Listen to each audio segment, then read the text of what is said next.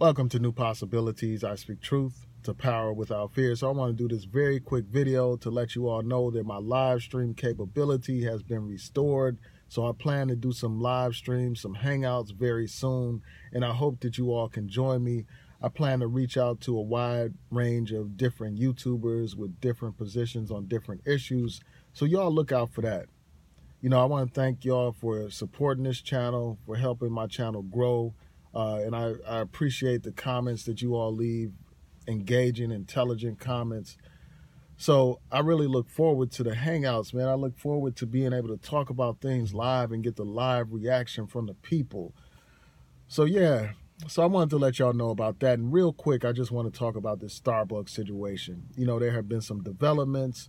Starbucks has decided to close their stores on May 29th to have some cultural sensitivity trainings, training about issues of race and all that kind of stuff to improve the quality of the service that they're giving the people.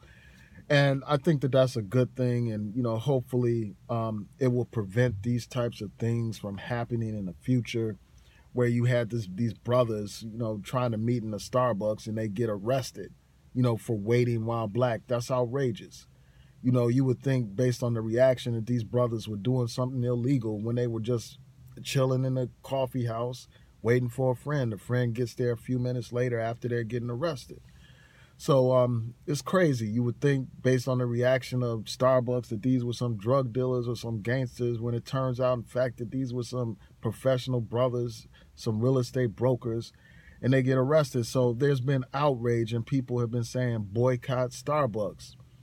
And because of all the outrage on social media, because of the protest in front of Starbucks, Starbucks has decided to have this training. They have met with civil rights groups, and they're working in a collaboration to make sure that their employees are trained in this and that.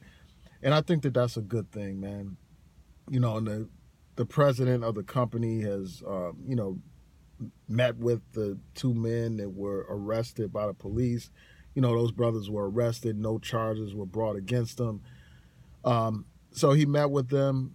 And really, I think that they deserve to be compensated, man. They need some kind of compensation, not just some empty apology. They need compensation for the wrong that they had to endure because of some racist manager at that Starbucks. And that manager no longer works from the company, from what I understand. At first, they said that the manager no longer works at that particular store. And then I saw another article that said the person left the company.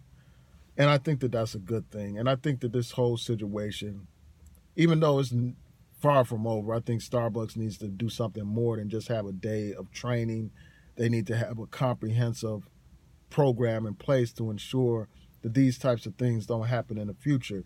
Because there was another report of some other person at the Starbucks making some other race at another Starbucks, making some kind of racial comments or, treating people with disrespect who are African American. I'll post a link to that story in the description box so people could check it out. And I may do a separate video on that situation. But I think that this whole situation speaks to the power of the people. And it reminds me of a song by Prodigy where he says real power is people. And it's like, by using these media platforms, by using social media, making our voices heard, by people protesting, they have actually made a tangible difference here. Hopefully that will be the result. So we need to look at this as an example, even though it's far from over, as an example of what we have the power to do when we put our voices to an issue, when we put our voices to use to advocate for certain changes and this and that. It all starts with, the mind, and then, using our voice to make a difference.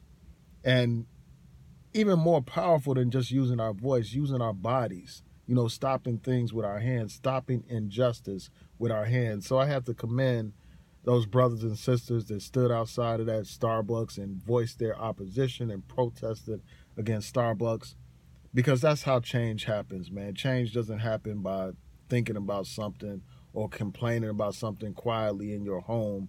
Change happens when the people are mobilized. Change happens when the people are organized. So this is, a positive development. I haven't had any Starbucks coffee since this story came out. Like, I've been like, I can't support Starbucks. Like, even though I didn't call for a boycott, because, this may be a situation where an individual made a bad decision, as opposed to a company policy. But my conscience won't let me buy Starbucks. I have to see how this thing goes on the 29th. I have to see what happens after the 29th before I decide to consume Starbucks again. And that's another thing. Like, not only the power of our voices, but the power of our dollars. That's what this situation speaks to. We need to look at everything we do as political. Every decision that we make is political. How we spend our money is political. That's what we need to be thinking about. If a company allows its employees to treat us with disrespect, whether that's a mom and pop shop or a Fortune 500 company, we need to make our voices heard. And the best way to be heard is with our dollars. So I just think that we should be inspired by things like this, where we actually see different changes. Even though it's far from over, this is a positive development. So tell me what y'all think. Please rate, comment, and subscribe. Peace.